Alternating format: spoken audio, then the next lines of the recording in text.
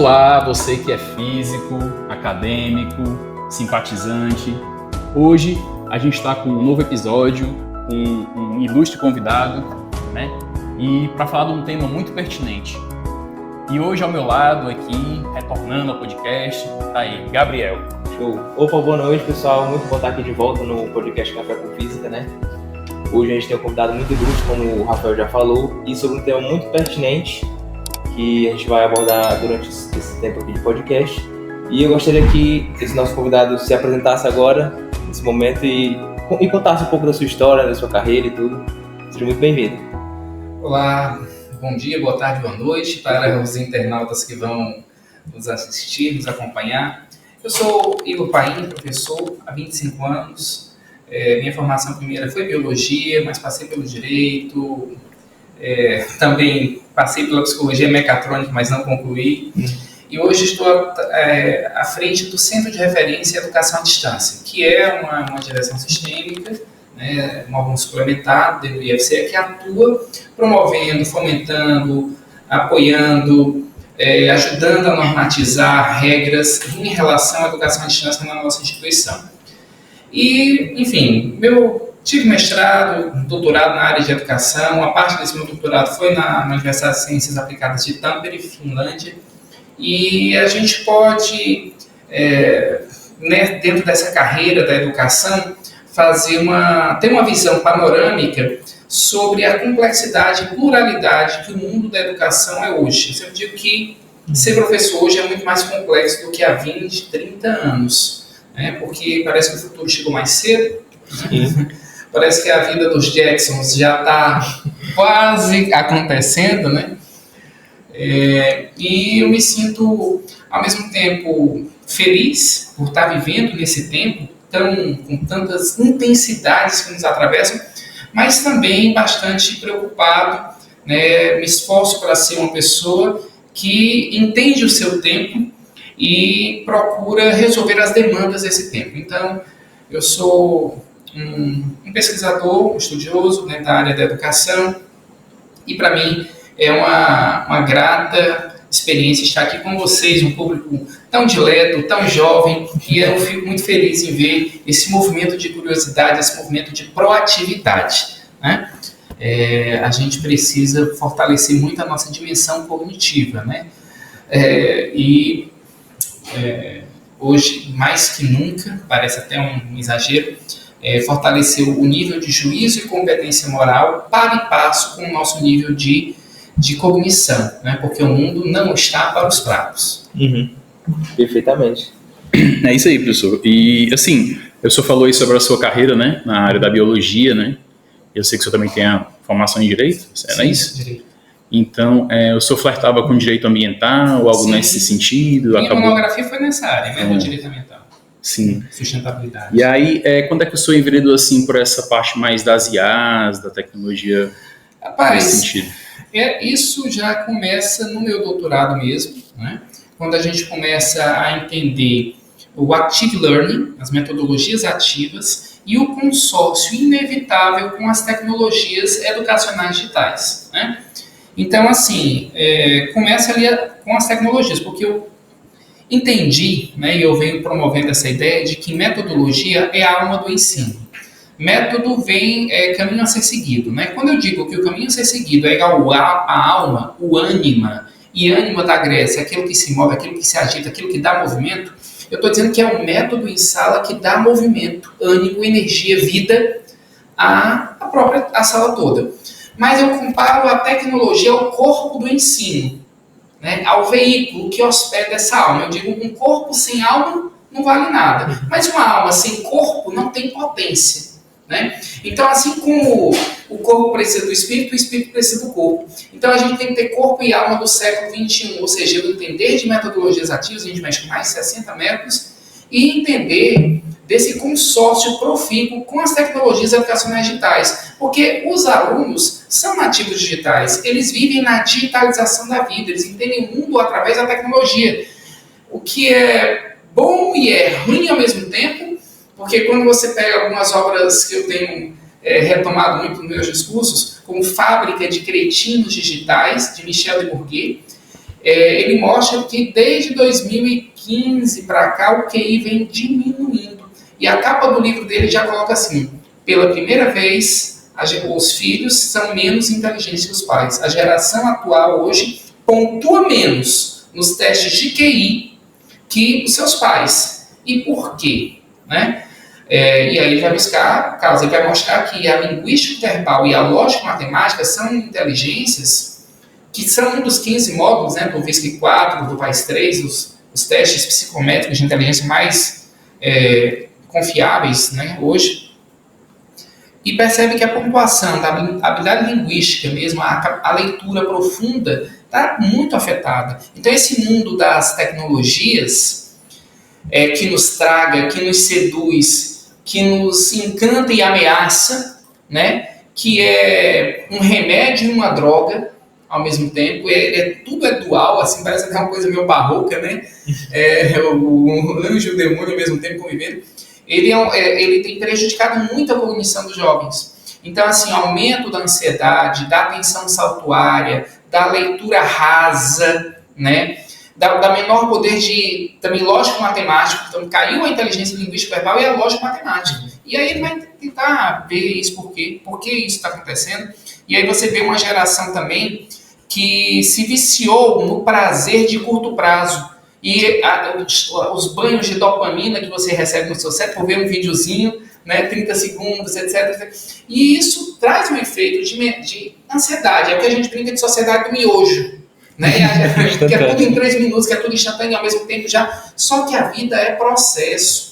E a velocidade do pensamento não é a velocidade do capital, nem a velocidade do desejo. O cérebro precisa se esforçar para aprender. E eu vou pegar aqui uma frase de um neurocientista que eu adoro, que é Francisco Mora: o cérebro precisa se emocionar para aprender. Certo? Eu tive uma orientanda de mestrado que ela fez uma complementação, a Regina Teixeira, ela disse assim: e para ensinar também, né, professor? Eu digo, é verdade, Regina, é genial. O cérebro tem que se emocionar para aprender e para ensinar. Então, hoje, a gente tem esse desafio. Então, eu fui meio que empurrado para as tecnologias, começou a ter um interesse, mas quando começou as LLMs, né, o ChatGPT, começou a destacar mais, aquilo ali virou um foco de interesse, e é o meu hiperfoco. Tudo que é livro de eu arrasto, eu leio, traça, tudo que está ligado a essa temática. Porque a IA é a grande tecnologia, ela lidera toda a revolução tecnológica, certo? Então, assim como o carro, frente à carroça, foi disruptivo, o barco a vapor frente ao barco a vela, a máquina fotográfica digital frente à analógica, a IA, por exemplo, a LLM, frente ao buscador do Google, ela é totalmente disruptiva. A gente está vivendo uma nova revolução, só que é difícil viver isso, entender isso como você está vivendo. Que é o processo, né? Que é o acontecendo. Aí a gente fica desbussolado, né? Sem bússola, sem norte, e o sentimento de medo. É normal isso acontecer. E aí eu fico preocupado que a gente, na era das fake news, na era da menor coesão social, com muita polarização, né?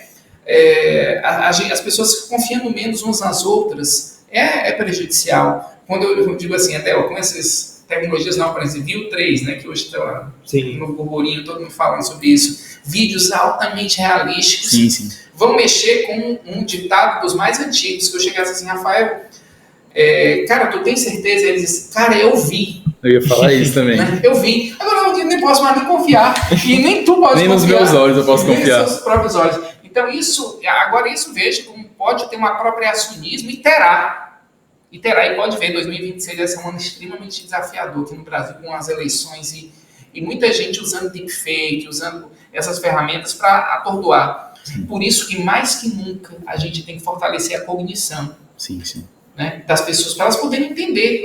O letramento digital, essa capacidade de você usar a tecnologia de maneira crítica, assertiva, criativa, né, para interpretar, analisar e fazer uso da tecnologia, que é o que não acontece com a meninada. A meninada está mais dopada, anestesiada, tragada pela tecnologia, e enquanto educador a gente tem que pensar para além de senso comum. Eu não vejo de maneira romântica. Os meninos fazem multitarefas. Tudo bem, mas a cognição, como é que tá? como é que está a ansiedade, a depressão, a quantidade de gente deprimida, criança de 10 anos com depressão. Sim. Isso é terrível. E a gente precisa pensar de maneira qualitativamente diferenciada. Tá? Então, ser educador hoje é muito mais complexo e plural que no passado. Né? Essa questão que o senhor levantou é muito importante, porque eu lembro da frase do Michelangelo, né? Quando faz Moisés, Assim. que ele dá aquele, né, a marteladinha e diz, pronto. Que ali é como se fosse, porque assim, ela entrou muito na questão da arte também, né? A gente vê essas trends, né, de animação, Sim, e tem uma crítica muito forte em cima disso, né? O quanto realmente isso pode, deturpar o papel do artista, né, professor? Como é que o senhor enxerga essa questão? Eu digo assim, Rafael e Gabriel, está tudo em risco. O trabalho artístico, extremamente em risco, porque assim, o que é mais genuíno do ser humano? A criatividade. Você sempre vai perder para uma IA em velocidade de processamento e poder de armazenamento. Claro, né? E ainda mais quando vier a computação quântica aí, 2029, 2030, vai ser uma loucura. Os bancos já estão pirando com a ideia da criptografia quântica, né? E que vai ter sempre a tecnologia contrária, né? De quebrar os grandes códigos, porque você vai ter processadores como esse Willow da Google, que em 5 minutos faz o que um computador de alta performance demoraria 10 septilhões de anos. Nem existe esse tempo. O universo é em 14,8 bilhões de anos. Septilhão, né? Bilhão, trilhão, quatrilhão, até, então quer dizer, a arte vai ser afetada, mas assim, para as pessoas menos rigorosas e críticas, elas vão aceitar que aquilo ali é artístico. Mas entenda, se eu pedir para o ChatGPT, crie uma arte tal, estilo Van Gogh, quem criou o estilo? Van Gogh, Picasso, né? E assim vai. Então, assim... Mas essa não seria uma primeira geração? Posteriormente não vai... Exatamente. Agora vai se aperfeiçoar mais e mais. Quando chegar na tal superinteligência, que vai ser mais inteligente do que qualquer ser humano que já existiu em qualquer tempo, tá certo? Com talvez um QI de 3, 4 dígitos, 5 dígitos, tá certo? Então, assim, o maior QI da história foi do William James Sidis, que deve ter oscilado entre 250 e 500 pontos, ou 250 e 300 pontos. A média mundial é 100 pontos. Nossa. Vamos falar uma coisa agora que vai chocar as pessoas, mas a média... Tirar as crianças da casa. As crianças da casa. A média do QI brasileiro está em 89, ou 87 pontos, segundo pesquisa. A média sul-coreana é 112. Nossa. Entre 85 e 115 é o que a gente chama de parâmetro normal. Tu já parou para pensar que 87 já está bem pertinho de 85? Né? Então, assim... Então, está no limite inferior já. Sim. Tá certo? Então, acima de 115, aí, já até 130, é muito inteligente, e acima de 130 pontos é superdotado. Aí você vai ter moderadamente, altamente, né? Excepcionalmente, profundamente superdotado. Eu digo isso porque eu estudei na minha tese de doutorado, foi a questão das altas habilidades de superdotação, né? Por isso que eu me preocupo tanto com essa questão da cognição. E, professor, a questão da superdotação, né? Com a IA, podem querer usar de alguma forma para maximizar, de repente criar um novo gênio, né? O pessoal fala muito sobre isso, né, Gabi? Justamente. Quando a gente chegar na singularidade, certo? Quando o Ray Kurzweil, no livro dele, A Singularidade Está Próxima, certo? Aí ele refez o livro para a singularidade estar mais próxima, no ano passado, né? Ele atualizou as datas e deixou... É impressionante. Se você quer saber, se você quer ficar feliz e triste ao mesmo tempo, tá certo? É Ray Kurzweil, é um grande futurologista, cientista de dados, ele é muito bom mesmo. E aí ele vai colocar nessa questão da computação, da singularidade, que é quando houver a fusão do cérebro humano com o computador. Não sei se está na hora de eu fazer muita elucubração aqui, mas assim, viajar aqui, licença poética, tá? Você pode até mudar a cor aqui para falar besteira aqui. Muda aí, Nick. Né? Porque o que é que acontece? Uma licença poética. Talvez a inteligência biológica tenha um teto. Sim. Certo? Deve ter um teto. Né? Ninguém consegue mensurar mesmo, porque os testes de QI, eles são bons para medir o que eles se propõem a medir, mas não tudo. Ele mede bem linguística, verbal, lógica, matemática, espacial, velocidade de processamento, poder perceptual e assim vai. Né? Agora, são 15 subtestes. Ele não mede corporal, sinestésica, intrapessoal, interpessoal, a emocional. Ele não mede a naturalista, ele não mede outros modos de inteligência pelo Gardner, né? Mas ele mede aquelas clássicas ou tradicionais, né, bem acadêmicas. Digamos que todas elas têm um teto, tá? Porque, digamos assim, um bailarino, ele tem uma inteligência corporal, certo? Que a gente não é escolar, mas está lá, ela tem valor, porque ele está usando o cérebro dele, processando movimentos altamente sofisticados, certo? Beleza. Digamos que ela tem um teto e com um chip, com essa fusão, isso pudesse ser ampliado, potencializado. Então, pode ser que no futuro a gente tenha uma vida realmente de ciborgues, cibernética. A noção, né, de tempo muda também, né? Tudo vai mudar. Porque, digamos assim, você tem uma ideia, você quer inventar um motor que tem uma determinada configuração e tudo. Pode ter um processador seu como se fosse um operator, como você pega esse ChatGPT Operator, um Gemini Ultra, né? E que você deixa lá a tarefa. Faça a pesquisa de passagens aéreas para o local tal, quando a passagem baixar, compre, ou então quando o dólar passar, e ele passa o dia todo naquela tarefa, e quando ele chegar naquilo ali, com acesso aos seus dados, ele vai e opera. Digamos que eu possa ter esses tipos de chip no meu cérebro que vem ficar processando, tá certo? E se comunicando comigo e o meu nível conceito, porque assim, a nossa inteligência, a gente entende ela no plano do consciente, mas nós somos mais do que o consciente. Nós existimos onde não pensamos. Não é o velho cogito ergo sum do Descartes, penso logo existo? Você também existe onde não pensa. Como assim, Igor? No seu inconsciente, certo? Em que, até na teoria dos zumbis, né, do Steven Pinker, lá do funcionalismo, que diz assim, você não ama nem odeia ninguém conscientemente. Na verdade, quem decide o que você quer ou o que não quer é o inconsciente, e o consciente só tagarela buscando a justificativa para dizer o que o inconsciente decidiu. Sim. Tipo assim, Rafael, se eu chegasse assim, tá aqui vocês, é um experimento já existiu, clássico. Tem uma pera e uma maçã estão escondidas numa caixa.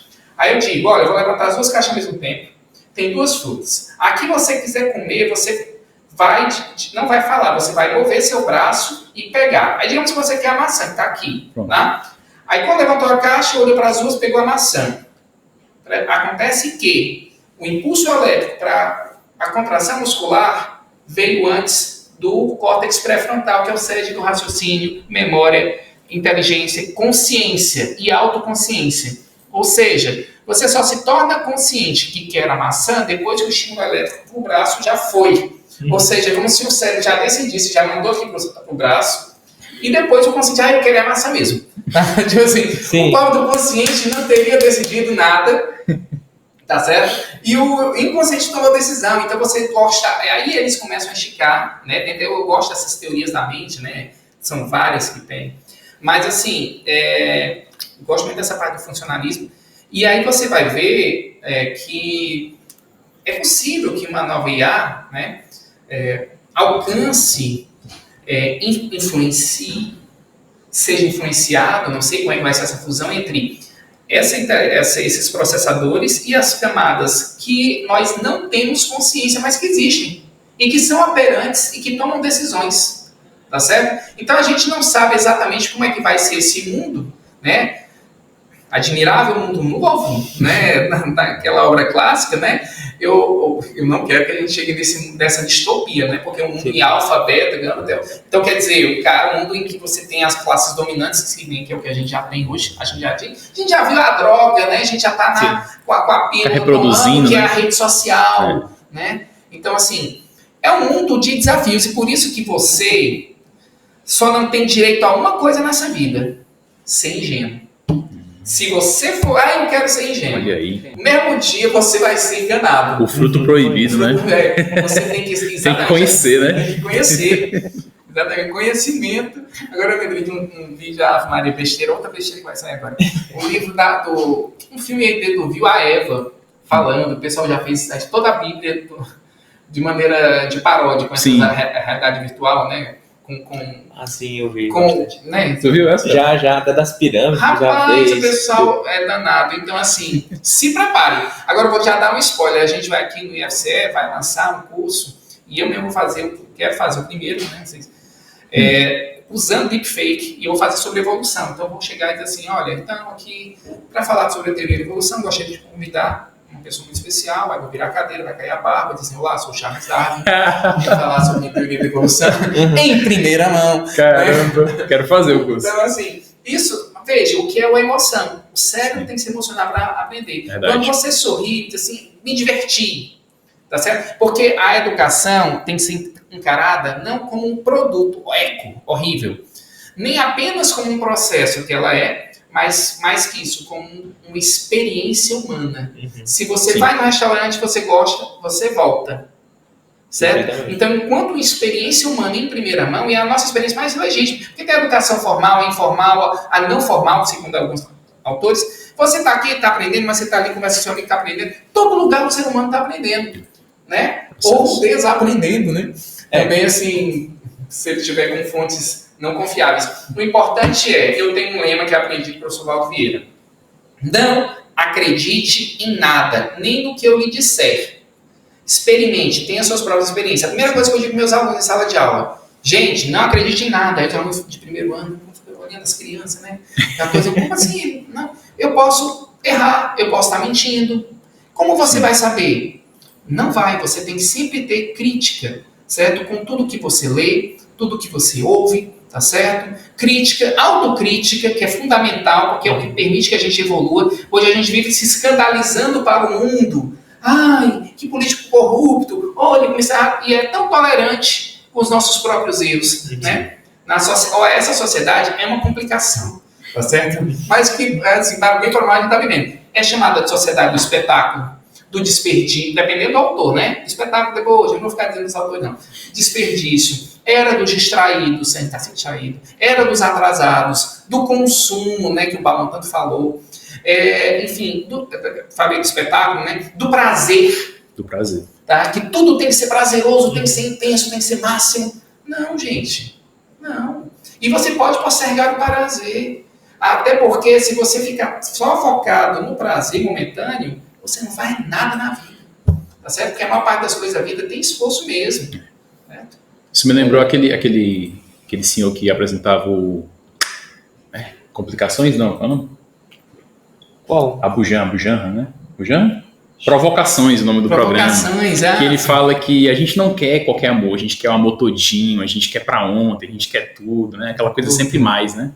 Mas me lembrou também uma frase que o senhor sempre fala, professor, que a educação não é para amadores. E não é. Desculpa, e não é para amadores. Explica um pouquinho como é que funciona essa frase. Eu gosto de ver essa bobagem, mas dizer assim, educação é e não é para amadores. Não é para os aventureiros, os paraquedistas, os imberbes, né? Aqueles que vêm a passeio. Não, esses a gente nem quer, fique no seu canto. Tá certo? Mas ela é para os amadores, os que amam. Porque quem ama se aperfeiçoa, se dedica, se torna a sua melhor versão para o outro. Um dia vocês vão ser pais, talvez, né? E vocês vão se tornar pessoas melhores só ou por isso, né? Só por isso ou por tudo isso. Porque você vai ter uma tarefa muito grande, uma tarefa maior do que o tarefeiro, uma missão maior do que o missionário. Quando você entende que não se trata sobre você, certo? Agora eu lembrei falar outra besteira. Doutor Estranho, uma cena clássica da mestra anciã com o Doutor Estranho. Né? Quando ela diz assim, você não aprendeu a lição mais importante. Aí, assim, qual? Não se trata de você, não é sobre você. Certo? Não seja arrogante com relação ao mundo. Ela quis dizer isso. O mais importante é a gente se entender como uma mini peça dentro de um maxi-mecanismo. Uma engrenagem operante útil. Certo? Somos um tarefeiro, somos importantes. Somos demais, somos dignidade, devemos nos valorizar e tal. Mas não somos essa Coca-Cola do verão, essa última Coca do verão, não. Tem mais humildade na sociedade da exposição em que todo mundo se acha bonito demais, legal demais, a gente tem que ter um pouco de humildade. Então, quando a gente se torna um amador de verdade, né, você se torna mais humilde, foca no seu trabalho e você vê que o senso de propósito ético é a sua força motriz, tá certo? Igor, o que faz bonito? Você vive tudo isso? Eu tento viver isso sempre, tá certo? Todo dia é um dia de acertar e um dia de errar. A gente tem que tomar as escolhas para ver o que a gente consegue fazer melhor, né? Porque todo dia também é um dia de criar memórias. Memórias que a gente vai se orgulhar e memórias que a gente vai se envergonhar. E saibam, vocês são jovens e tudo, mas vocês vão passar a maior parte da vida velhos, certo? Então, a maior parte do tempo da vida de vocês não vai ser jovem, não. Eu vim ouvindo Forever Young, aquela música lá bonita, sim. né? Aí assim, eu queria ser jovem para sempre, né? Mas acontece que, aqui puxando de novo para IA, com essa fusão com a biotecnologia, porque a biotecnologia não lançou suas garrinhas agora, né? Eu fiz uma especialização também em biotecnologia. Mas ela vai mostrar as garrinhas como aumento da longevidade, cura de doenças, vacinas sob medida, só para você, aquela vacina. Inclusive, National Geographic, revista de 2010, se eu não me engano é outubro, novembro. Eu lembro dessa revista, um bebê. É porque eu compro tudo. Mas eu leio essas... Eu não me boto uma revista na frente que eu pego e arrasto. É o seguinte, se for de ciência, né? Scientific American, enfim, Nature, enfim. Hoje o PDF está mais fácil. Mas eu comprei lá e eu tinha assim, a foto do bebê. Esta criança viverá 120 anos. Quem nasceu em 2010 já tinha a perspectiva de vida de 120 anos. Sim. Pela evolução da biotecnologia. Previsões de que em 2040 as pessoas poderão estar vivendo, quem nasceu em 2040 vai ver 150 ou 200 anos com vigor de 40 anos. Igor, que loucura! Vai ser uma bagunça total, né? Mas vai ser aqui na Terra? Porque será que a gente vai ter esse planeta ainda? Cara, se a turma não acabar com o planeta antes, né? Mas assim, eu sou incorrigivelmente otimista, certo? E eu acho até que eu tenho que transmitir isso para meus alunos, porque se eu vier com a história do Carpe Diem Igor, certo? Porque vocês sabem que Carpe Diem, aproveite o dia, né? Daquele a vida filme, é agora, a vida é agora. Sociedade dos Poetas Mortos. Sociedade dos Poetas Mortos, oh Captain, my Captain, super né, da cadeira, lindo, poético, emocionante. Mas acontece que essa história não começa bem, do Carpe Diem. Por quê? Porque ela se trata de um lema que surgiu durante a queda do Império Romano, quando Roma estava sendo invadida pelos visigodos, ostrogodos, vikings, etc. E esses povos, entre aspas, matando todo mundo. Se você fosse um pretor, se você fosse um cara de posse, um nobre, eles podiam um dia te matar sua família, escravizar seus filhos, podia tudo acabar. E aí o pessoal se entregou a uma devassidão, no desespero. Aproveite o dia, porque pode não ter. Então foi naquela sensação de que era um futuro obscuro que vinha. Eu não quero esse Carpe Diem nesse sentido apocalíptico, né? Mas é dizer o seguinte, vocês, jovens, são os herdeiros da Terra. Vocês terão que cuidar desse planeta, tem que se preocupar agora, porque nem seus pais e seus avós fizeram um trabalho bem feito, tá certo? E não repita o erro deles, não diga, porque vou fazer de novo. Não, porque o maior senso de propósito ético é se preocupar com o direito dos que não nasceram. É isso que eu sempre digo, se preocupe. É difícil numa sociedade tão imediatista, tão prazerosa, só quer um prazer instantâneo. A gente tem que pensar naqueles que ainda não nasceram. Quem vai nascer no ano 2073? Como é que vai encontrar esse planeta? Se a gente, enquanto geração atual, pensar dessa maneira, a gente está pensando de uma maneira ética, e mais do que uma ética até kantiana, antropocêntrica, mas uma ética ambiental, que é a mais difícil. Entender a natureza enquanto sujeito, titular de direitos. Certo? A gente quer objetivar a natureza. A natureza é uma coisa, um objeto em que eu extraio, não há respeito, que eu parasito. Mas você é natureza. Sim. A gente é animal. Faz parte. Tá certo? Eu estou falando como biólogo, não se ofenda se você está em casa. Tá certo? Estou falando, nós somos seres, somos animais também, respiramos, sentimos prazer, dor, precisamos de tudo. O senhor falou que é otimista, né? O senhor acha que o direito ambiental ele está sendo mais valorizado, estão tendo mais respeito com o meio ambiente, professor?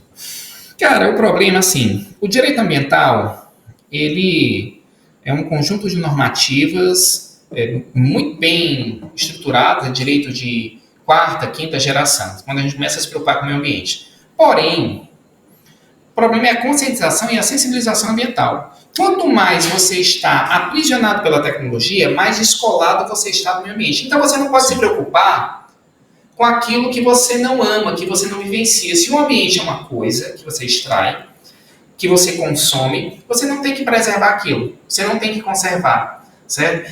E esse é o problema desse nosso estilo de vida baseado numa economia do desperdício e uma lógica de prazer incessante.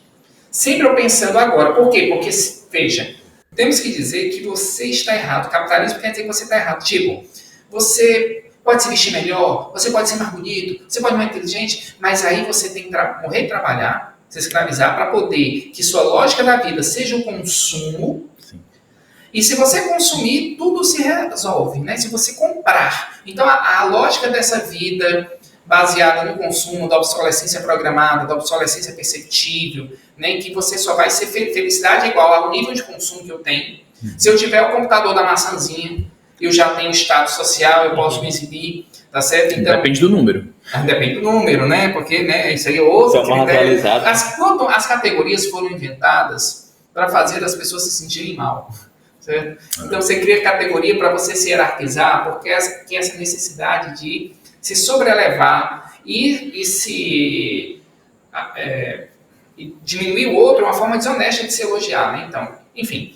Então o que é que acontece? A gente tem essa lógica, o direito ambiental, ele é bem ok, pelo menos o Brasil, ele tem um ótimo direito ambiental em termos normativos, mas a lei não funciona porque a eficácia de uma lei depende de muitos fatores, não só a fiscalização, mas também o entendimento e a aceitação.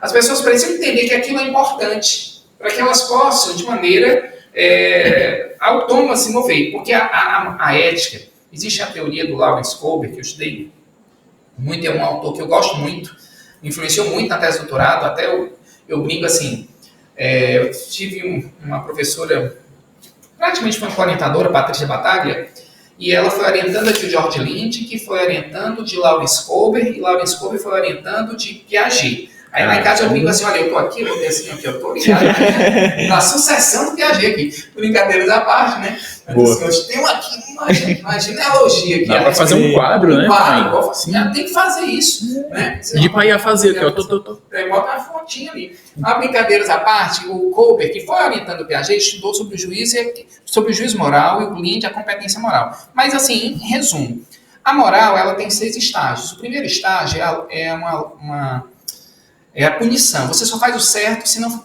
punido. Então, tipo, eu não passo o sinal vermelho porque tem aquele cabeçudinho ali que vai tirar minha foto. Sim. O estágio 2 na moral... E tem uma punição financeira. Tem uma punição. Então, se não, exatamente, qualquer tipo de punição. Você só vai fazer o certo se não for ser punido. Isso é ruim, quando a sociedade se move pelo estágio 1. Se você vai pelo estágio 2, é um pouquinho menos ruim, é o toma lá da cá, vou te fazer uma coisa, mas tu me der algo em troca e tal, as jogatinas da vida, né?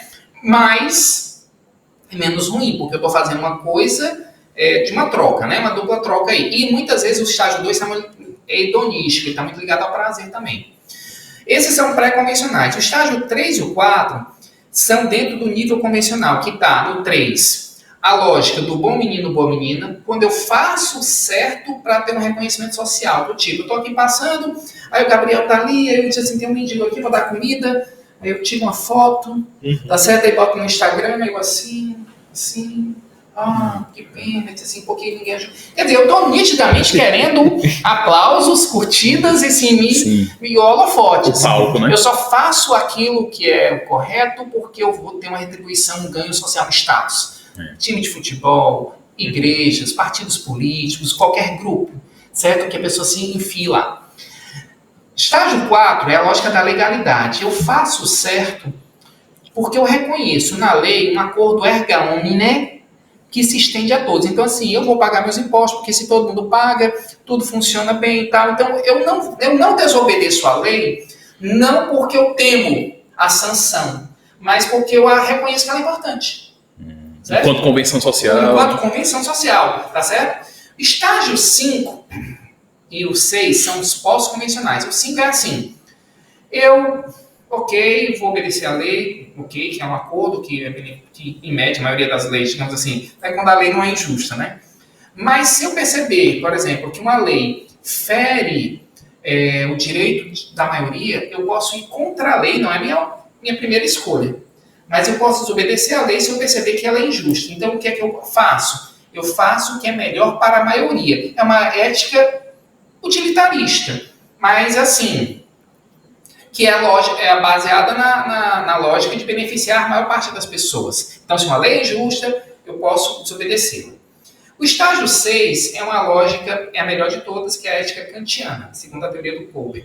Porque é uma ética baseada em princípios, principiológica. e bota que no ápice do ordenamento ético e moral está a dignidade da criatura humana e a justiça. O que é que eu vou fazer? Aquilo que promove justiça e que é da dignidade humana. Então eu posso, supondo assim, no estágio anterior ele faz o bem para a maioria. Mas se tiver uma minoria que está sendo prejudicada, quem em estágio 6 não aceita, porque não esquece, olha, mas tem essa minoria aqui que está sendo afetada. Não deixa ninguém para trás, né? Não deixa ninguém para trás. No left anyone behind.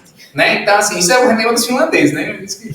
Falando dos finlandeses, professor, eu não sei se é fake news, disseram que na Finlândia eles tiraram os computadores da sala, é verdade isso aí? Isso é uma situação que eles tiraram, na França também, tá, né? Certo? Nos nórdicos, em geral, eles limitaram, mas não é uma restrição absoluta, tá? Mas eles diminuíram, porque eles continuam com laboratórios de informática, continuam com algumas práticas. Mas foi porque perceberam que estava tendo algum retrocesso? Com certeza, foi justamente isso. Isso, durante meu doutorado, a parte lá, já se falava disso. Há uma redução, quando eu pensei que ia chegar a ver computador tudo quanto era lado, eles, não é assim, não. A gente controla o uso né? Eles têm várias tecnologias, tem uma plataforma de jogos, não vou fazer propaganda não, mas que eu conheci lá cedo, gamificação e tudo, mas tem o horário para isso, certo? Agora, só voltando à questão da ética, o que é que eu quis dizer? Que para você chegar no nível 6 da moral é muito difícil. Então, para a pessoa se preocupar com o meio ambiente de maneira digna, verdadeira mesmo, a gente vai ter que ter muito mais input, entrar na mente das pessoas, mostrar a importância, porque a última pesquisa que eu vi, em grande porte, sobre o nível de juízo e competência moral dos brasileiros, eu falei do QI, né, ainda pouco. Sim. Agora, mais de 50% dos brasileiros, segundo Ângela de Biagio, estão no nível 1. Nas 50 entre 1 e 2. Nossa. Então, não tem um atalho não para pular para o 6, professor? Cara, Schwartz dizia que dar o exemplo não é a melhor forma de ensinar, é a única, né? O problema é que a gente vive uma sociedade assim, aí volta para o consumismo, né? A lógica consumista, do prazer instantâneo, está tudo conectado. Aí esse estilo de vida que eu tenho que ser alienado, porque se você parar para pensar, você vai ver que não precisa trabalhar tanto para consumir aquilo que só vai ser para enriquecer os outros. Você pode ter uma vida mais frugal, mais simples e mais feliz, porque a felicidade não é acumular coisas, né? Então a gente muda. Olha como uma coisa é tão louca. Nos Estados Unidos, a última vez que eu vi, tinha 5 estados com velório drive-thru. É isso que você ouviu. Depois bota na internet para tu ficar assustado. O cara para o carro, vai para um velório. Só que você não deixa o caixão assim numa sala para as pessoas lamentarem e perderem muito tempo. Não. Bota um caixão, como se fosse um drive-thru, para o carro, vai fulano, tão legal, vai ser. Tá bom, tenho que ir para minha reunião aqui. Por quê? Porque se eu parar para pensar sobre a morte, eu penso sobre a vida. Simples assim. Reflete. Eu reflito sobre a vida, sobre o sentido da vida, porque essa correria toda. Então eu não posso nem parar para desacelerar, porque se a morte ameaça o capitalismo, porque ela gera qual é a maior certeza da vida, né? A morte. Todo mundo vai perecer. Sim. Então, assim, o que eu estou fazendo com esse momento tão raro? Cada segunda na nossa vida é raro. Então, se eu estou usando ele para coisas inúteis que não vão realmente me trazer prazer e às vezes vão me gerar uma depressão lá na frente. É verdade. Muita gente desacelera, né? Depois que tem uma situação dessa na família. Exatamente. Né? Ela começa a olhar o mundo e se para tudo. Agora, eu só peço para você fazer a sua autoanálise e não precisa esperar por uma doença, você que está assistindo, para você poder parar e pensar sobre o sentido da vida. Porque a pessoa às vezes só para quando ela recebe uma pancada muito forte na vida. Então, assim, essa questão, assim, não se quer que a pessoa desacelere, não se quer que ela medite. E com as IAs da vida, eu estou muito preocupado que, assim, desde novembro de 22 para cá, quando o ChatGPT foi lançado, né, o primeiro, e vem para cá, surgiram mais de 10 mil IAs, certo? De alta performance, né? Vários, faz musiquinhas, suma, etc. Sim. Beleza. E assim, as pessoas estão usando elas como atalhos para tudo. Então, se o menino, antigamente, eu não faço mais trabalho para casa, não. Não, só se for assim, cria uma maquete de uma célula. Agora faz aí, né? E vai me explicar oralmente. Tá certo? Sim. Porque se eu mandar fazer uma pesquisa, um questionário, ele vai plagiar. Né? Porque o ser humano, ele quer isso. E vai gerar um encurtamento cognitivo progressivo, porque ele não vai se esforçar. Ele não tem mais o tempo para parar, para desacelerar, porque ele está gastando o tempo todo com prazer instantâneo. Sim. Né? Isso me lembrou uma situação, pessoal. Esses dias eu vi um vídeo de um programa que criaram, como se fosse um programa assim de entretenimento, Sim. com uma personagem toda feita por IA, né? Não sei se você ouviu. Era até uma mulher de maiô, e aí ela ficava fazendo... Eu vi, viu, né, Gabi? E aí criou-se um programa real em cima do que a IA tinha feito, né? Que não tinha não tinha nenhum amparo, teoricamente, existencial no que se entende por que seja real, né? E aí, como se criou uma cópia real, aí se pensou, isso é plágio ou não? Né? Esses critérios começam a aparecer, né? Exatamente. A gente vai ter que superar, ampliar, na verdade, a visão de plágio, né? Plágio conceitual, plágio literal, autoplágio, etc. Porque, na verdade, a gente está sempre, o ser humano está sempre copiando tudo, um está copiando o outro. Aquilo tudo que é extremamente escancarado, declarado, que aparentemente foi dominado, a gente diz que ali é o original, né? Assim, que foi falado primeiro foi é o original. Né? Porque, por exemplo, Platão, não estou querendo acusar todo, eu adoro Platão, tá? Mas assim, ele passou um tempo lá no Oriente, ele estudou com os egípcios, trouxe muita coisa e incorporou, tá certo? Então, assim como, sei lá, Leonardo da Vinci, vários quadros dele, maior parte ali foram os discípulos dele que pintavam, ele chegava, dava um retoque, deixava a marca dele ali, mas grande parte foram os aprendizes dele. Então, assim, essa coisa do plágio, eu acho, é delicado, tá certo? Porque realmente ele existe, ele não pode menosprezar, mas as coisas chegaram num nível de tanta mistura, tanta amálgama, que realmente está difícil de saber quem foi o primeiro, né? A quem eu vou dar os louros da invenção. Aquilo é muito claro, o que é de Picasso é de Picasso, né? Enfim, o que é de Van Gogh é dele, a gente consegue perceber, mas ele também foi influenciado. A questão não é essa para mim, a questão é qual foi o seu esforço legítimo, verdadeiro, para se desenvolver enquanto ser humano, se desenvolver no seu nível de cognitivo, socioemocional e moral, com os artefatos do saber que você entrou em contato, as fontes de conhecimento, para você se transformar e se tornar uma pessoa melhor. Porque se você pega ali o artefato do saber, faz um plágio só para se livrar de uma tarefa, nenhuma mudança no seu interior aconteceu. Apenas você se livrou de um problema, que era a escola, e entregou a tarefa. Mas você não evoluiu, você não autoevoluiu enquanto ser humano. Esse é que é o plágio que me preocupa, o plágio que paralisa o nosso desenvolvimento cognitivo, socioemocional e moral, tá certo? Os outros plágios a gente tem que estudar cada caso a um caso, tá certo? Mas vai acontecer de pegarem sua imagem. Hoje, eu Igor Paim, não sou ninguém, com uma voz sua, 30 segundos você falando algumas fotos suas, com alguns programas eu consigo fazer você falando e fazendo o que eu quiser. Que é um perigo horrível, tá certo?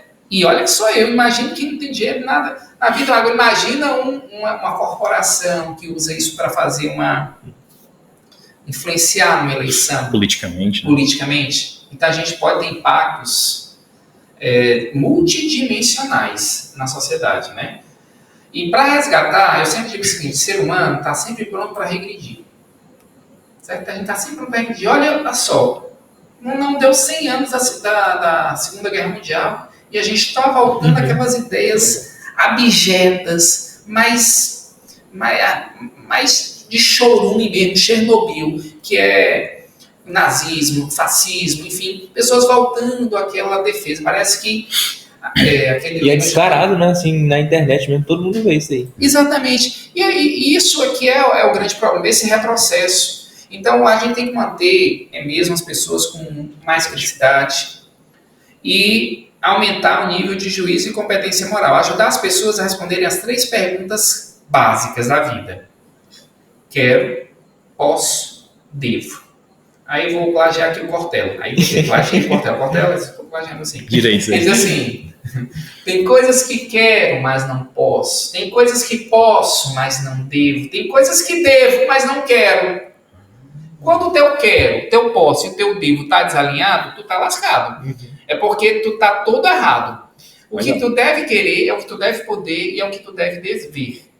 Tá certo? Então, assim, a gente precisa entender isso com muita clareza. Porque nesse mundo que a gente toma decisões, eu usei muito a técnica do Kohlberg e do Lynch, que é o debate de dilemas morais. Dá um dilema moral difícil. Aí os alunos votam quem faria igual o protagonista, certo? Aí divide a sala para cada argumento, um contra-argumento, combate o argumento com a pessoa, por exemplo. Os alunos, o senhor diz do técnico? Do técnico, todo mundo. Eu uso isso aqui para aumentar a nossa capacidade de resolver problemas reais. Porque o ser humano, ele foge das decisões que doem. É verdade. Mas as decisões que doem estão sempre lá, certo? Então, se eu tivesse assim um dilema, quem vai para o respirador? Um dilema clássico, no médico, esqueci o nome dele agora. Está na minha tese. Aí o que é que acontece?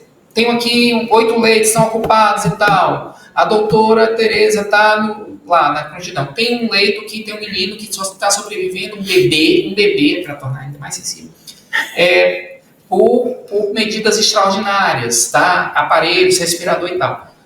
Esse aqui não tem prognóstico de evolução. Ele vai morrer em algum momento. Ele está só mantido artificialmente.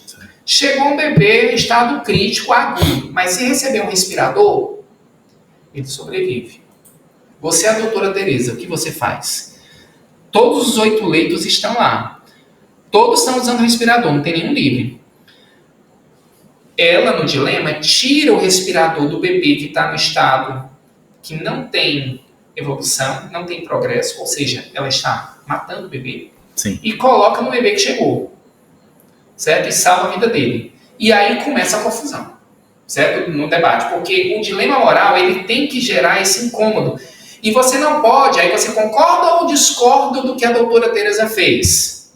E por quê? Aí eu pego, digamos que tu concorda e ele discorda. Uhum.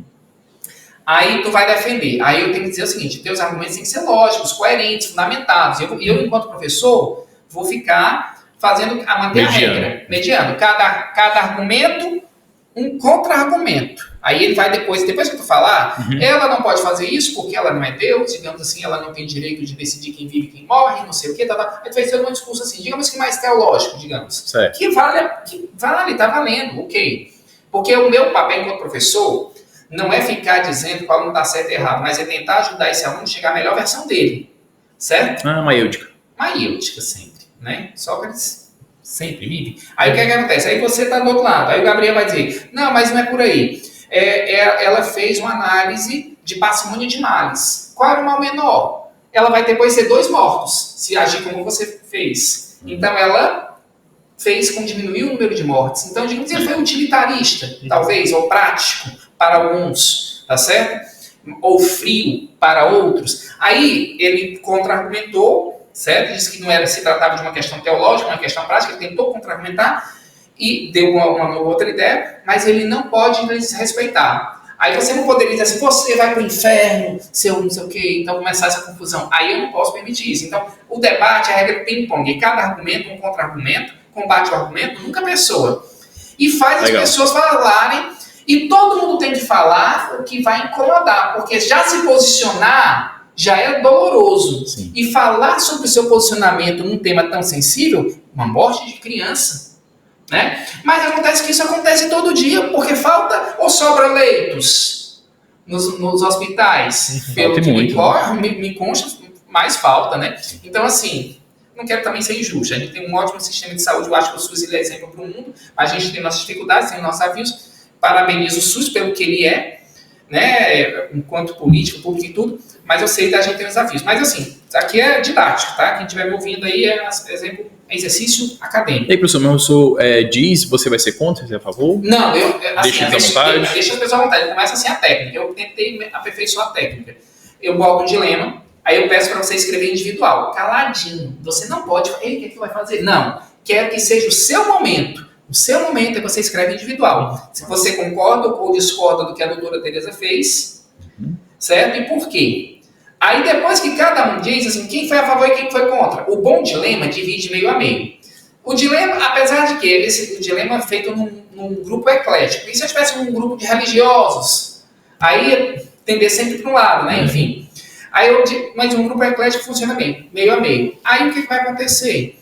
Vai acontecer o debate, tá certo? Você vai fez seu argumento. Aí eu peço, depois que passa todo o debate, eu digo o seguinte, agora, volte para o seu argumento e veja se você ratifica ou retifica, ou que você agrega, comente, tá certo? Para ver se depois de ter ouvido tantos pensamentos respeitosos, mas contrários, entre si, opostos, porque eu sempre digo para os meus alunos, meu filho, quem conhece muito apenas sobre o próprio argumento, conhece muito pouco do próprio argumento. Estou plagiando alguém falou essa frase, tá? Então, assim, de novo, plágio. Então, assim, você saber só sobre o que você sabe é saber muito pouco sobre o que você sabe. Você só vai entender o que você sabe de verdade quando você botar ele no crivo da crítica, em oposição a outra. Aí você começa a ver, eita, então o que eu sei não é bem assim. E vai lapidando. E vai lapidando. E quando você bota as pessoas, você vai percebendo que o juízo de competência moral vai evoluindo grupalmente. E aí, e de maneira fluida. Eu não ensino ética e moral catequizando ninguém.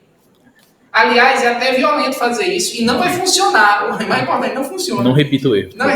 Então, deixa as pessoas pensar. Isso que importa. E quando mostra, por exemplo, voltando aqui para a IA, né, que é o nosso tema, e está viajando aqui, é que ela mexe também com o nosso valor das coisas, né? Nosso valor das coisas, o que é certo, o que é errado, o que é fácil, o que é difícil, os atalhos que eu posso ter. Mas a gente tem que ver que na vida tem atalhos, mas tem atalhos que você pode pegar, mas não deve pegar, certo? Porque a experiência do crescimento e do esforço e do erro vale a pena. E fazer esses, por exemplo, técnicas como essa, que faz o aluno falar, faz ele entrar em conflito interno, é fundamental. E eu não vou dizer, e nem vou punir quem fez uma coisa e quem fez outra. Eu nem emito minha opinião sobre o dilema, eu nem digo o que eu faria, para não influenciar. Quando termina tudo, eu digo o seguinte, ainda faço uma... Aí eles perguntam. Mas aí eu só depois no final do ano que eu digo, né? Para não atrapalhar as outras turmas. Aí assim, olha aqui, ó, vocês, que foi a favor, eu quero que vocês analisem, escolham qual foi o melhor argumento de alguém aqui. Qual foi o melhor argumento que representaria o grupo?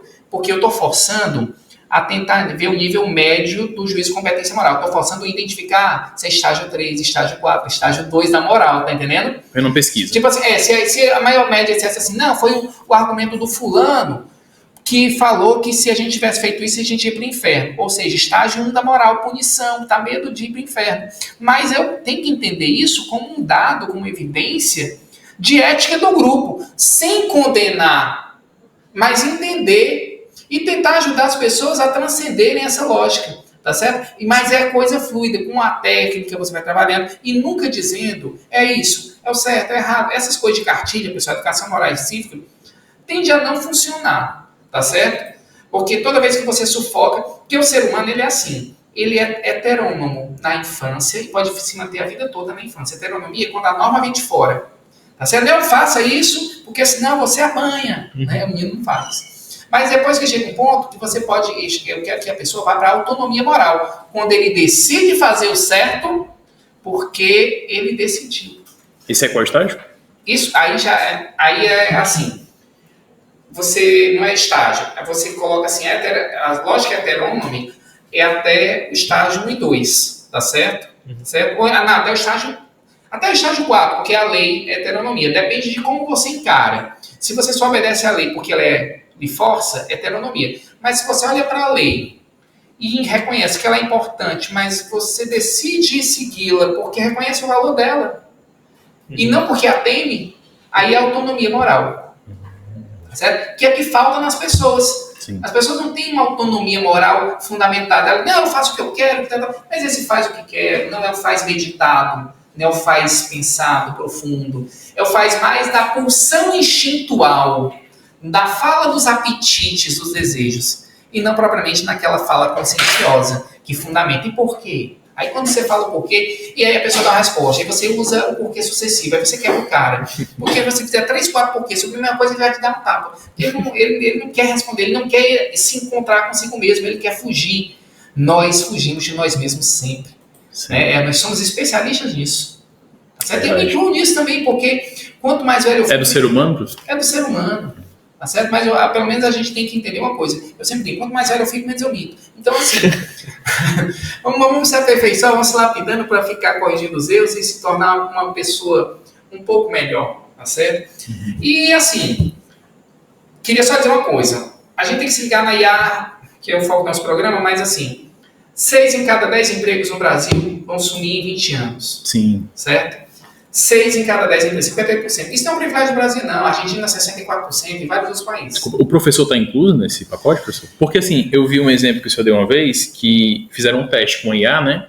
E que ela deu aula para os alunos e eles parecem ter uma aceitação muito boa, eu não sei direito os dados. Esse é um bom entrevistador. Esse cara vai olhar o material dos outros, né, para poder entrevistar, subsidiar. Parabéns, isso está certo. Tá certo?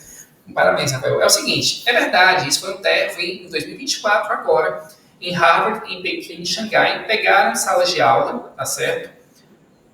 Para ver assim, você vai ter aula com um avatar, uma inteligência artificial, com cloner voice, lip sync, responde, fala com você 2h30 da manhã, sem problema, tá certo? Sorri, IA emocional, né? Quer dizer, parece que é um ser humano. E você vai ter aula com o professor mesmo presencial. Resultado da pesquisa, taxa de satisfação pareada, levemente vantagem para o presencial. Mas o que diz que a geração atual pode ficar satisfeita em falar com a máquina. E aí a gente pode ativar todos os goblins da nossa cabeça, né? Que vão ficar pensando nos perigos, nos riscos, também nos benefícios. Mas as empresas vão fazer isso, meu amigo. Porque as grandes corporações querem o que eu chamo de perfectibilização da mais-valia. Se a mais-valia extrair o máximo do trabalhador, como é que é tornar perfeita? Quando não tiver mais ele. E bota a máquina, tá certo? E vai começar de cima para baixo. Universidades, cursos livres, vão ser conduzidos por IA, tá certo? Tem youtuber hoje que está dando o vídeo dele, ele no meio do caminho, ele diz assim, ei, Thalia, tal, Deus automatismo, IA, né? Aí ficou Thalia, é uma meninazinha, um avatar. Thalia, como é que tá a exportação de ferro em 2024? Aí ela diz, tá, responde. Aí ele usa esse argumento para poder fazer o vídeo dele, interativo com a IA. Então isso vai acontecer nos cursos MOOCs, né? Open Online Course, NOCs, Nano Open Online Course, né? SPOCs, My Private, que é aqueles cursos autodiretivos que não tinha tutor, sala gravada, vamos botar agora, eu quero fazer isso. E a IFC vai fazer isso, certo? Porque botar o robozinho... Recente agora? Vamos tentar até o final do ano, certo? Porque eu tenho que dominar a tecnologia para não dar falha, né? Estou fazendo uns testes experimentais aqui, e porque se der errado... Mas é em primeira monta? Rapaz, spoiler. Soltei. Soltei aqui antes do tempo. Mas assim, calma, não vá assanhar o povo. Até o final do ano a gente quer estar lançando primeiro curso MOOC com esse avatar, para você, no meio do curso, foi o Gabriel que falou, aí gravei as aulas lá do Gabriel. Sim. E tal. Aí o cara vai falar, eu vou pedir o direito, Gabriel, deixa eu te escanear, clonar a tua voz, te deixar pequenininho aqui. E aí você diz assim, Gabriel IA, aí vai aparecer o Gabrielzinho ali. Aí ele diz assim, eu não entendi o conteúdo do capítulo 3, pode explicar? Aí tá, em cima do que você falou, tá certo? Uhum. Isso é o futuro. Então, assim, não queira me dizer que isso não substituirá o professor, tá certo? Porque vai substituir, sim, em certa medida ou em grande medida. Ninguém sabe dizer o tamanho do impacto. Mas e na educação infantil? Não deve substituir, na educação básica também, porque aí tem uma questão de relação socioemocional, tá certo? De convivência e tal. Mas, se você olhar no nível superior, isso pode acontecer. E se você pega... Hoje tem 15 robôs à venda. G1, Atlas, não sei o quê, humanoides, né? Humanoides. Rapaz, depois você bota um dançando, porque ele dança, o G1 eu não quero fazer propaganda, mas não estou fazendo, a Unitrim não me paga nada, certo? Mas se quiser pagar, tô brincando. Se quiser ajudar o projeto também. Se quiser ajudar o projeto, quiser patrocinar, a gente aceita. Um robô de $16 mil, eu já fiz assim, vou comprar. Assim.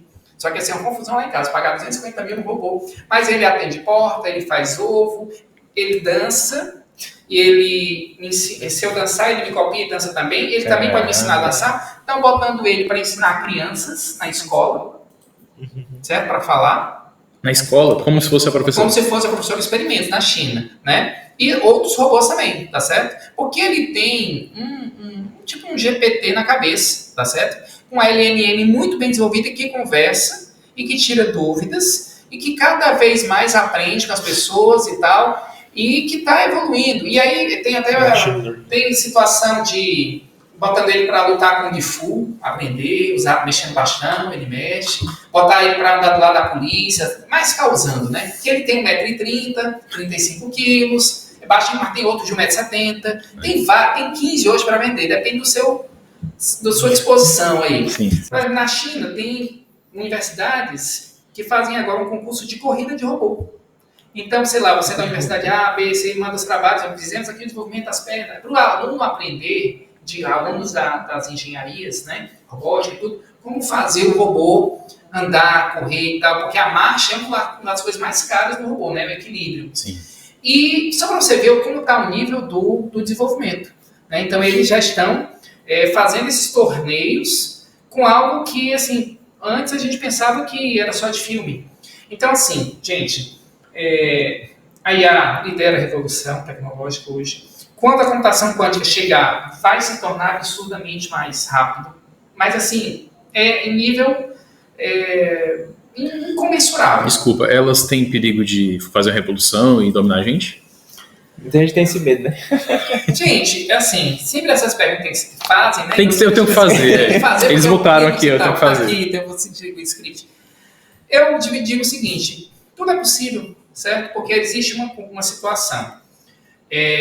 A inteligência artificial, ela foi feita para um propósito, para a sua missão, certo? E ela vai tomar todas as medidas. Se eu chegasse para uma IA e dissesse assim, tome todas as medidas para manter o equilíbrio da vida na Terra. Digamos que ela tem muito poder de acionamento. Ela ia matar os seres humanos, né? Porque a primeira coisa é eliminar aqui o maior causador, né?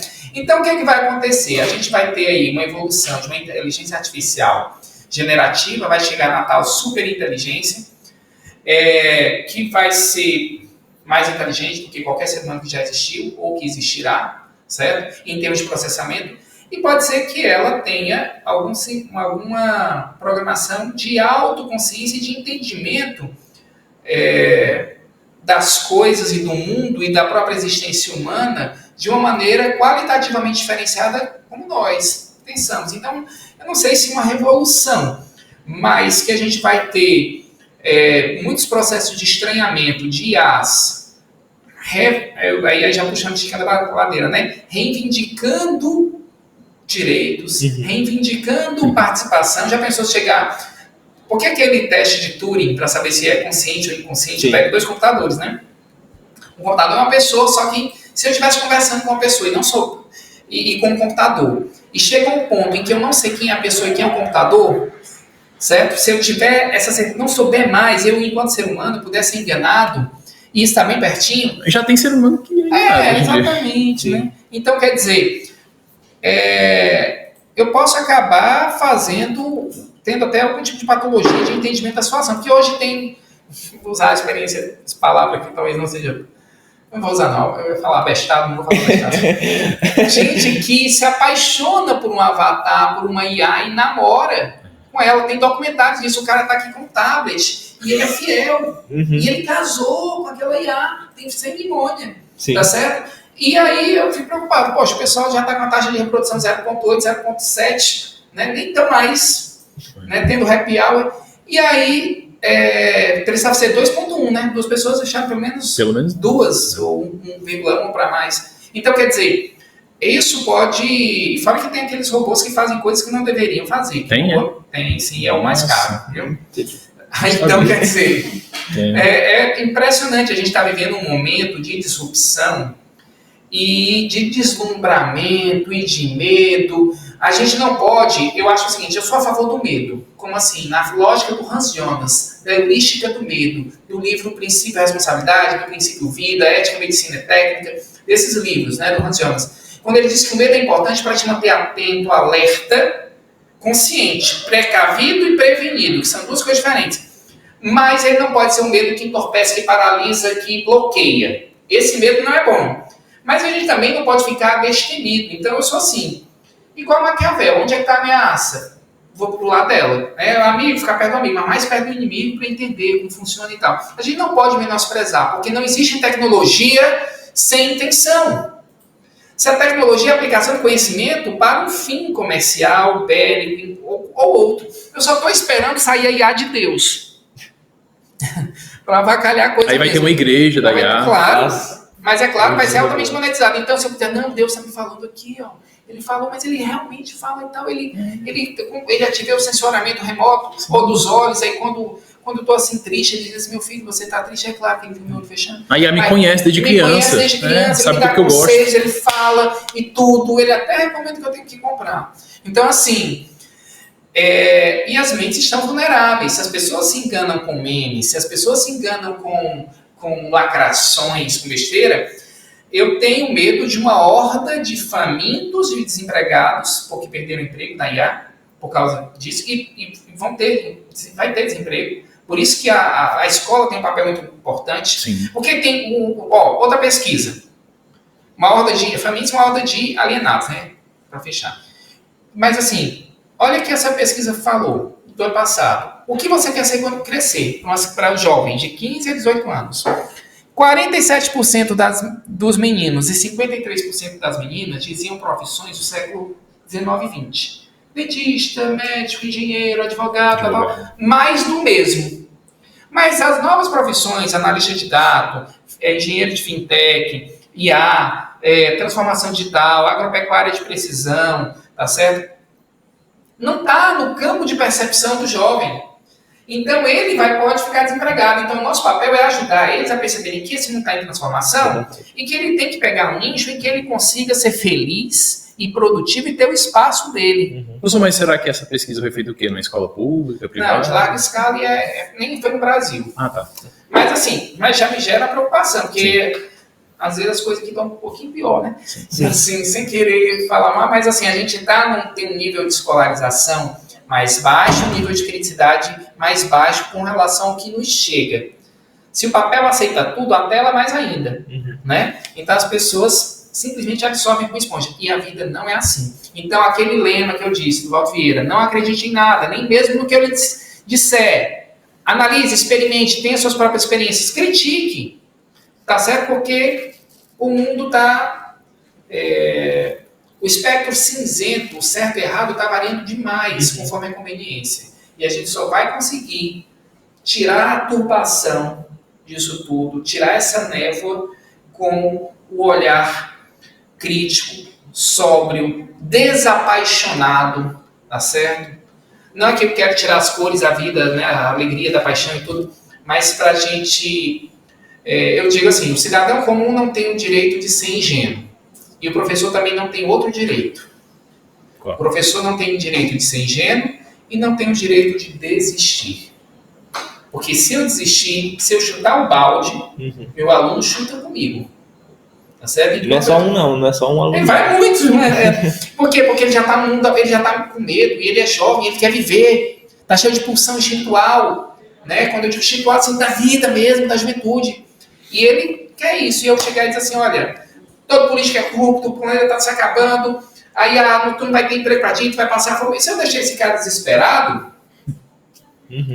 pronto, pode fechar as portas do planeta. Né? Atenção, roteirista da Terra. Acabou. Né? Então, assim, não é isso. A gente tem que mostrar que tem futuro, que o mundo pode ser muito melhor do que o que a gente encontrou, mas que a gente é responsável pelos nossos próprios atos. A principal lição que a escola tem que ensinar as pessoas é: assuma a responsabilidade pelos seus atos, certo? E seja a melhor versão de si mesmo. Só isso. Isso aí.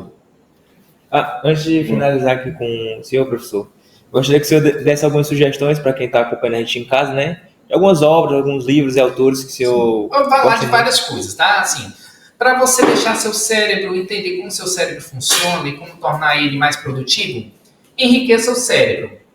De Eric Jensen, né?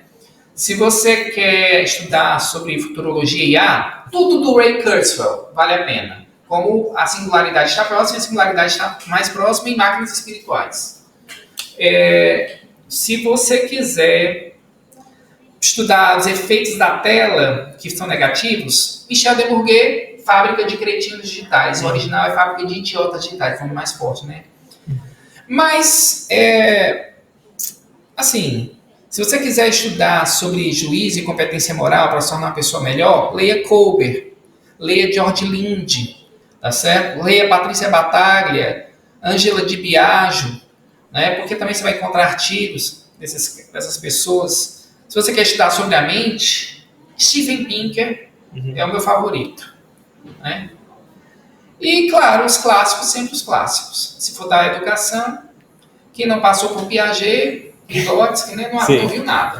Tá? Mas Então, que eu diga, né? Agora, estude na fonte. E o mais importante, eu tinha um lema arrogante quando eu era nos meus 18, 19 anos, quando eu entrei na faculdade. Eu dizia que eu queria, na biologia, ser o cara que mais sabe biologia que eu conheço. Olha o que eu dizia, eu queria ser o cara que mais sabe biologia que eu mesmo conhecia. Então, assim, seja um cara dedicado, estudioso, porque no mundo, muitas coisas vão te trair. Pessoas vão te trair, instituições vão te trair, políticas, enfim. Só quem não te trai na vida é o conhecimento.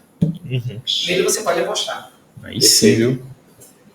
Professor, para finalizar, agora a gente está, né, com o tempo curto, eu queria só perguntar a última pergunta. O senhor falou que no começo, né, queria ser o melhor biólogo que pudesse ser, né? E hoje, assim, qual uma coisa que o senhor ainda não fez que queria fazer? Escolher só uma coisa. Eita, difícil, hein? Não, eu vou dizer. Uma escola. Uma escola de realidade híbrida, mista, imersiva, pervasiva, que você bota o óculos e que eu vou botar... Eu tenho projeto para isso, né? Eu pensei, então, estou procurando um financiamento aqui. Que massa. Mas, assim, para que eu possa botar esse óculos e possa encontrar nessa escola de realidade mista, né? Posso estar aqui, posso estar vendo Aristóteles com IA, metaverso com IA. Aí diz assim, Aristóteles, me fala da teoria do terceiro homem.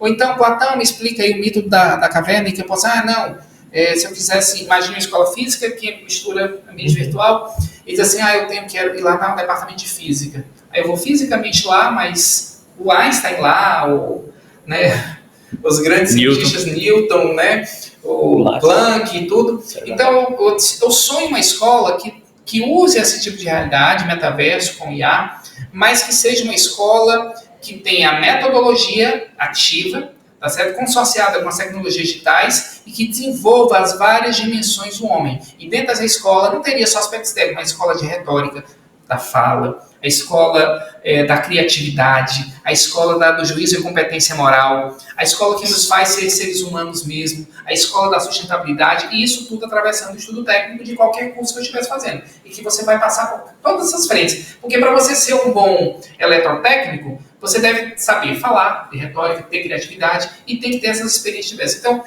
é isso meu sonho, é criar uma escola. Fantástico. Só não vou dizer o nome, porque senão podem até alguém plagiar. Tudo bem. Fantástico. A gente vai encerrando por aqui, né, Gabi? É sensacional. Eu até gostaria de futuramente de ter outro episódio com o professor Paim. Foi sensacional. Muito conteúdo. Pois é, eu acho que... E sempre, como o professor bem falou, né? Sempre vai se renovando, né?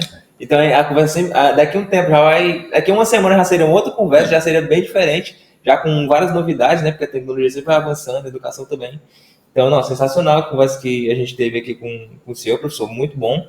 Seja sempre muito bem-vindo, sempre volte sempre aqui, a gente vai abraçar aqui o senhor com braços muito bem fechados, né? Agradecer aí a presença dele, né, Gabi? Com certeza. Tempo curto e tal. Eu agradeço por esse convite, né?